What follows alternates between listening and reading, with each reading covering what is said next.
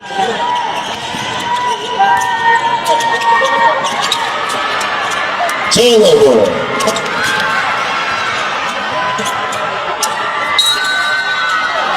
On the desk.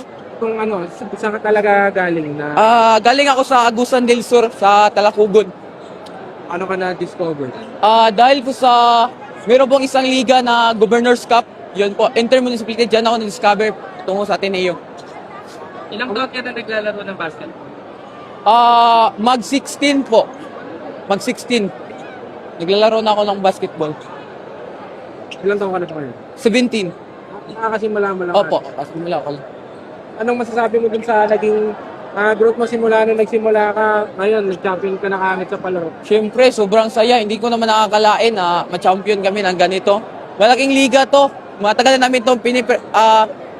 namin tong pinapraktisan tong ligang to. Pinagandaan din namin to last year pa lang. Sinong player ang nilolook up mo or pinapattern mo yung laro mo? Siyempre, wala naman sa akin, wala naman akong ina-idol. Gusto ko lang, sariling sikap ko lang, yun lang po. May mga nagpakita na ba ng interest sa'yo bukod dito sa Ateneo de Davao, sa Manila? Opo, sa Manila, sa ADMO University. Ateneo po. Kamusta yung ano? Balak mo ba lumipat? Di ko pa alam. May balak akong lumipat pagkatapos ko ng grade 12 sa Ateneo de Davao. Meron ba kaming last year eh? So next year, are you planning to still join the DAPRA? Opo. Next year. Siguro message mo na lang sa mga gusto magpalaro din sa basketball. Ang message ko lang sa kanila is work hard lang palagi.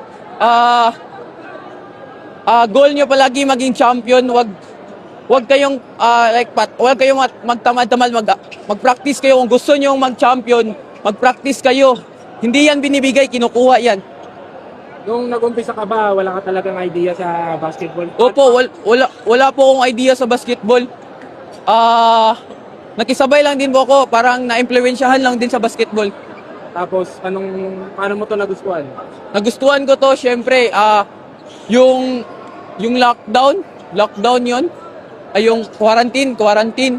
Doon ako nagsimula sa quarantine. Para barangay. Oo, ayan po. Tapos, paano ka na nakita na malaki ka?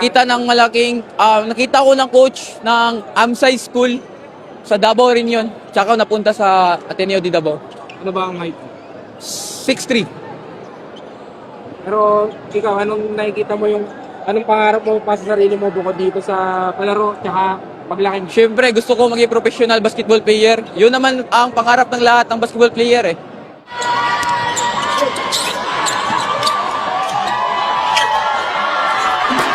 Basketball level 2.